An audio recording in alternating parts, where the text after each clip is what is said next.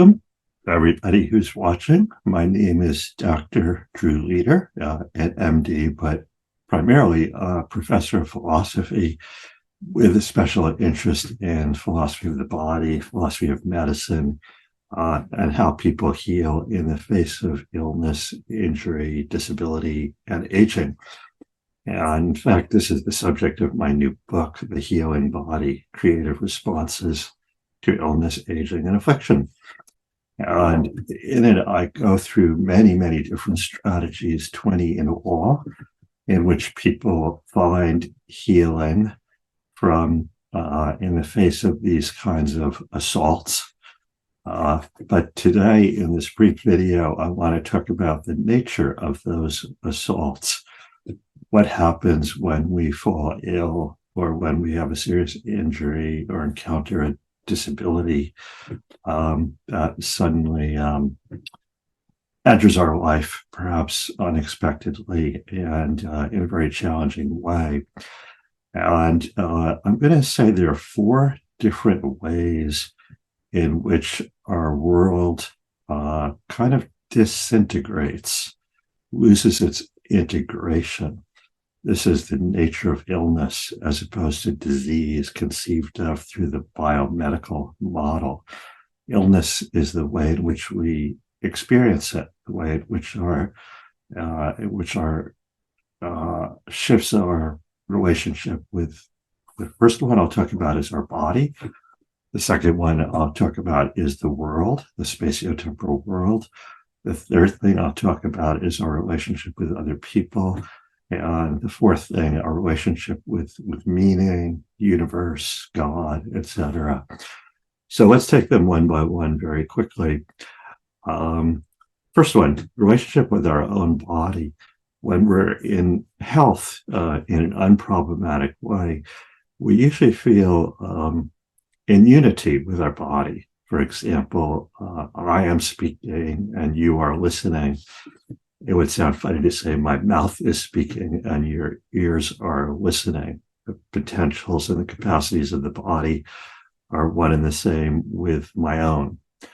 But when we fall ill, the body suddenly surfaces as something that I have rather than something that I am.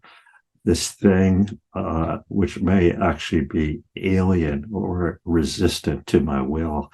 I don't quite understand what's happening in the injured body part. I can no longer control its functioning. It may be getting in the way of my plans, designs, my experience of life. So suddenly it can surface as a kind of intruder or alien. That's a disruption. That's a disintegration. Secondly, our relationship with the space and time of the world around us also disintegrates.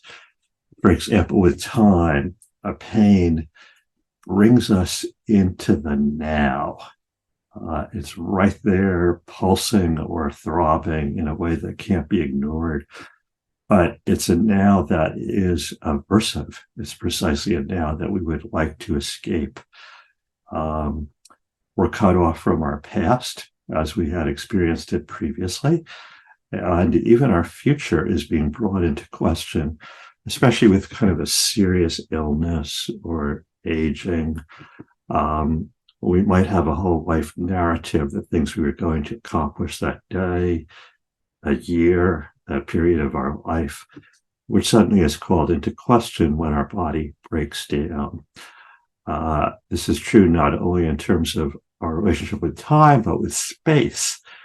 We're kind of stuck in the here of the pain. Like when I had a severe nerve-induced ankle pain, all I could think about was that small coin-shaped region in my ankle.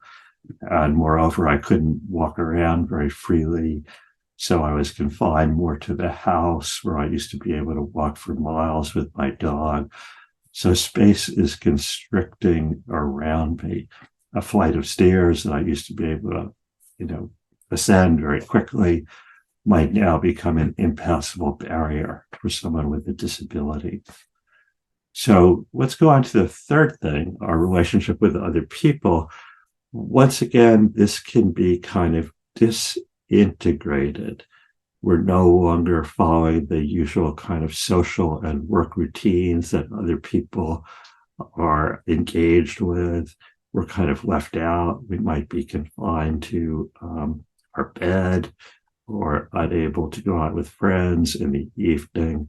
We can't even really convey to them, share with them, or explain the things that are going on in our body, the pains, the twinges, and sometimes the fears, concerns that are going on in our mind. So we can feel pretty isolated and lonely.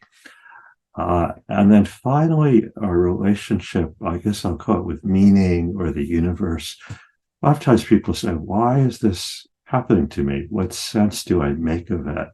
How do I change the whole narrative of my life in the face of this serious illness?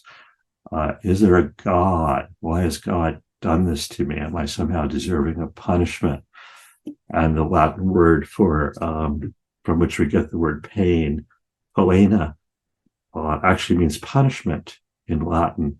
And many times people feel I must have done something wrong. I must have done something to deserve this, which really adds to the pain of the bodily breakdown.